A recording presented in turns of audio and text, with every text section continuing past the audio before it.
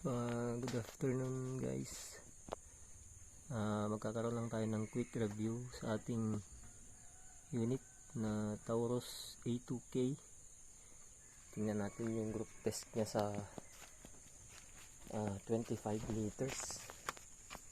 Yan, yung kanyang karga ay nasa 2000 PSI, which is yan naman yung recommended na laman niya. Yung target natin is yung nandun na kulay white. Yan, blank bond paper yan. Double check na lang din natin kung may tama. Baka sabihin nyo, dinadaya ko kayo. Yan, tingnan natin. Yeah. Puntahan natin. 25 meters yan. Yan. Mamaya, papakita ko sa inyo kung ano yung nilagay ko sa unit. Kakahalaga lang siya ng hindi pa umaabot ng 5 pesos. Yan. Pinalakas ko lang siya. Ayan, yung bond paper po natin. Kita nyo naman, blank po siya. Wala siyang tama. Ayan. Balikan natin yung unit. Doon. 25 meters po yan. Parang daya kasi sinukat ko po. Gamit yung aking to. Sinukat ko yan. Yan, ginamit ko 3 meters yung kawayan na yan. So, nandun yung unit natin. Try natin sa 5 shots muna. Kung paano siya tumama sa 5 shots. Kung maganda ba sa mga baguhan na napipilian sa mga airguns na bibilin kung CO2 o Nimrod Taurus. Yan. So, yun yung target natin. Zoom lang natin. Yan. So, kahit nakasagad yung zoom niya, maliit pa rin siya kasi 25 meters po yan. Okay. Tingnan natin. Guys. Sa 5 meters group test. Ito palang gato natin ano siya? Hindi siya maganda. Gumagalaw-galaw. Yan. Ito nyo naman. Yan. So, i-consider nyo lang mamaya pag may medyo malayo, tingnan na lang natin.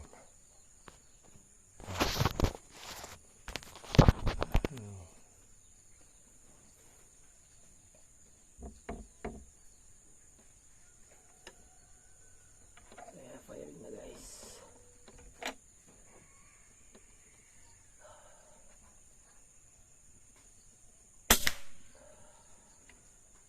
Isa. Bala. Hindi matagal lang maglagay ng bala dito.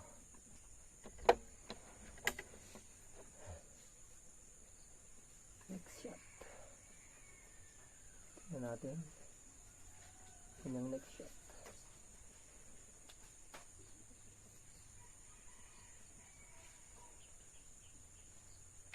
Yan. Dalawa.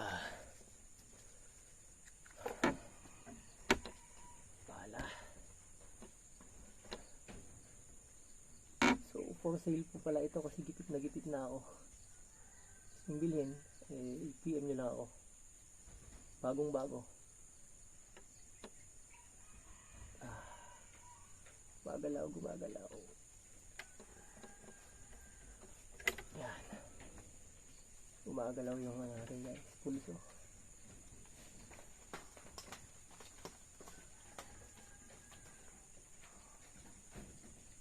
Yan. Tatlo.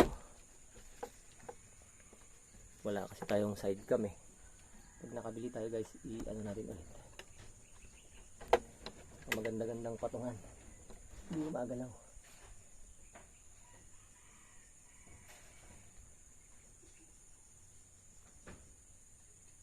Apat. Ayan, last shot. 5 shots lang guys, kasi unregulated naman. Ayan, tingnan natin sa 5 shots. Ayan, 4.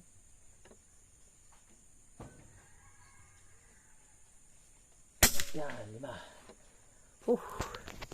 Ang nabawas sa ating ang nabawas is yan, nasa lang isa't kalahating guhit lang. So 150 na bawas. Wala pang 200. Tingnan natin yung tinamaan natin. Tignan natin mabuti. Yan. Yung 5 tama niya. So baka gusto i-consider ang pagbili ng Taurus A2K. Nasa 15,000 ang unit ito. Unit only. Yan. Yung shots niya guys. So nakikita nyo. Yan. Shots niya. Yan yung aking daliri. So considering na yung gato natin is gumagalaw-galaw yung patungan. Yan. Pero naka 1 hole pa rin siya. Wala siyang flyer sa 5 shots. Yan. So mas malaki pa yung kuko ko kesa sa tinamaan niya sa 5 tama. So ganyan kaganda yung Taurus A2K. Ngayon ipapakita ko yung nilagay ko na yung nilagay kong piyesa guys sa kanya. Bakit siya tumatama ng ganun sa 25 meters kahit unregulated siya. Yan. So yung scoop pala natin is nabili natin kay Sir Paipa West Hunter na 416 by 44 na FFP HD. Yan, napakagwapo. Yan, so ibabaklasin ko lang guys yung unit at ipapakita ko sa inyo yung kung ano yung nakalagay sa kanya. Baka sakaling gusto nyong gayahin sa mga baguhan, gusto nyong gayahin sa mga expert dyan, siguradong alam na nila to kung ano yung naglalagay natin dito. So wait lang guys at babaklasin ko lang.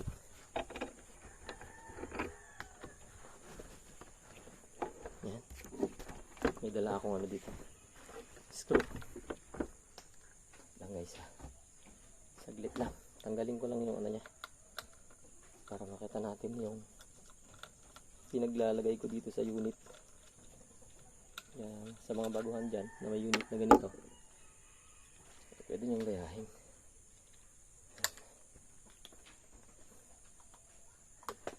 Yan. So ayun guys, ito na yung nilagay natin, yung secret ingredient natin na nilagay. Yan. So nakikita nyo yung ano nya, yung tawag natin dyan, yung washer nya, dinagdagan ko lang. Ayan. Saglit lang ha. Ayan. So dinagdagan ko lang siya. Kinuha ko lang to dun sa ano, sa pag nagpapalit ka ng interior ng gulong, yung kasama niyang ano, hindi naman nilalagay yun eh. Ito maninipis. Yan, nilagay ko lang dyan, dalawa.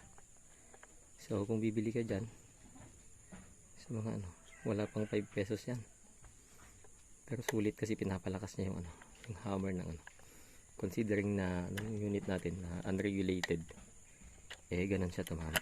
Yun yung nilagay ko guys. So yung bilhin tong unit, bagong bago pa naman yan, tsaka na-try na natin, tested na, PM nyo lang ako. Yan. So ang bili ko dito is 15K. Hanggang dito na lang guys. Thank you.